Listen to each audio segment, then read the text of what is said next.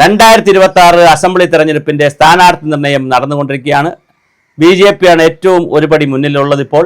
കാരണം പ്രത്യേകിച്ച് തിരുവനന്തപുരം, കൊല്ലം അവർക്ക് കിട്ടുമെന്ന് ഉറപ്പുള്ള, അല്ലെങ്കിൽ അവർക്ക് നല്ല ഫൈറ്റ് നടത്താൻ കഴിയുന്ന എ ക്ലാസ് മണ്ഡലങ്ങൾ എന്നവർ വിഭാവനം ചെയ്തിരിക്കുന്ന മണ്ഡലങ്ങളിലേക്ക് അവർ ആളുകളെ നിശ്ചയിച്ചു കഴിഞ്ഞു. മുരളീധരൻ തന്നെയാണ് കഴക്കൂട്ടത്ത് വീണ്ടും മത്സരിക്കുന്നത്. അദ്ദേഹം അവിടെ വലിയ റീച്ച് ഉണ്ടാക്കിക്കൊണ്ടിരിക്കുന്നു. മാത്രമല്ല കഴക്കൂട്ടത്ത് കടകംപള്ളി സുരേന്ദ്രന് പകരം ആളെ തിരക്കുന്നു എന്നുള്ളതാണ്.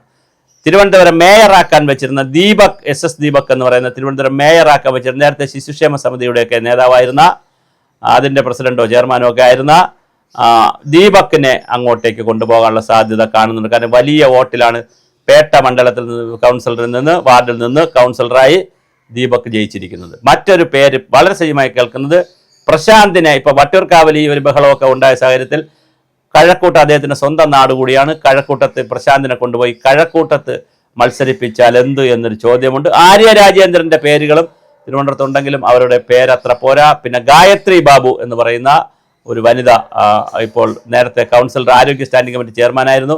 വളരെ ഡൈനാമിക് ആയിട്ടുള്ളൊരു വനിതയാണ്, ചെറുപ്പക്കാരിയാണ്, വളരെ ചെറുപ്പക്കാരിയാണ്. അപ്പോൾ വനിതകൾക്ക് കൊടുക്കുന്നു, ചെറുപ്പക്കാർക്ക് കൊടുക്കുന്നു എന്നൊക്കെ വന്നാൽ, അങ്ങനെ രണ്ട് കണ്ടീഷനൊക്കെ വന്നാൽ ഗായത്രി ബാബുവിനെ, അതായത് നമ്മുടെ വഞ്ചിയൂർ കൗൺസിലറായിരുന്ന ഗായത്രി ബാബുവിൻ്റെ പേരും കഴക്കൂട്ടത്തേക്ക് സാധ്യതയുള്ള പേരുകളിൽ ഒന്നാണ്. എന്തായാലും കടകംപള്ളി സുരേന്ദ്രൻ്റെ പേര് വളരെ സജീവമായി നിന്നതാണ്. പക്ഷേ അദ്ദേഹത്തെ ഇനി മത്സരിപ്പിച്ചാൽ തോറ്റുപോകും എന്നുള്ള കാര്യം ഉറപ്പാണ്. ഇപ്പോൾ ശബരിമല അയ്യപ്പൻ്റെ പിന്നെ ശിവ വിഗ്രഹവും അവിടെ ഉണ്ടായിരുന്ന ശിവ എന്ന് പറയുന്ന വ്യാളി വിഗ്രഹം, ശിവ വിഗ്രഹം അവിടെ ഉണ്ടായിരുന്ന എല്ലാം, അത് അയ്യപ്പ ഒഴിച്ച് ബാക്കി എല്ലാം എടുത്തുകൊണ്ട് പോയിരിക്കുന്നു. അയ്യപ്പൻ്റെ പ്രഭാവലയത്തിലുള്ള സ്വർണം കൊണ്ടുപോയിരിക്കുന്നു.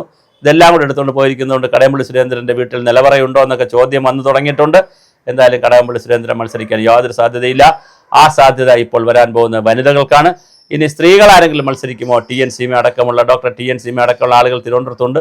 അവരാരെങ്കിലും മത്സരിക്കുമോ? അതോ വളരെ സർപ്രൈസ് കാൻഡിഡേറ്റ് ആയിട്ട് ആരെങ്കിലും ഇറക്കുമോ എന്നുള്ളതാണ്. ഇപ്പോൾ അങ്ങനെ ഇറക്കാൻ ഒരുപാട് കാൻഡിഡേറ്റുകളും ഇല്ല തിരുവനന്തപുരത്ത് CPM-നെ സംബന്ധിച്ച്. പ്രത്യേകിച്ച് കഴക്കൂട്ടത്തൊക്കെ അങ്ങനെ ഇറക്കാനില്ല. ഇപ്പോൾ ഉള്ളവർ പല സ്ഥലത്തൊക്കെ നിൽക്കുകയാണ്. അങ്ങനെ ഒരു സാധ്യതയുണ്ടോ? സത്യൻ നേരത്തെ MLA ആയിരുന്ന ആറ്റിങ്ങൽ സത്യൻ, പക്ഷേ പട്ടികജാതി പട്ടികവർഗ വിഭാഗത്തിൽപ്പെടുന്ന ആളാണ്. അതുകൊണ്ട് സത്യനെ കൊണ്ടുവരാനുള്ള സാധ്യതയില്ല. പിന്നെ ആര് എന്നൊരു ചോദ്യമുണ്ട്. എന്തായാലും ഇപ്പോൾ മുൻതൂക്കം നിൽക്കുന്ന രണ്ട് പേരുകൾ, ഒന്ന് ദീപക്കും, രണ്ട് പ്രശാന്തുമാണ് ഉള്ളത്.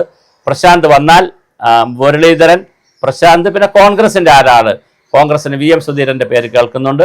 അങ്ങനെ VM സുധീരനുമായിരിക്കുമോ? അങ്ങനെയാണെങ്കിൽ കടുകട്ടി മത്സരമായിരിക്കും അവിടെ നടക്കുന്നത്. 3 പേരും 3 തലത്തിൽ പേരുള്ളവരാണ്. അതുകൊണ്ട് തന്നെ പ്രശാന്ത്, VM സുധീരൻ, മുരളീധരൻ എന്നിവരായിരിക്കും കഴക്കൂട്ടത്തു നിന്നുള്ളത്. നമുക്കൊന്ന് ഒരു റൗണ്ട് ഒന്ന് ചർച്ച ചെയ്ത് പൂർത്തിയാക്കാവുന്ന പേരുകളാണ്.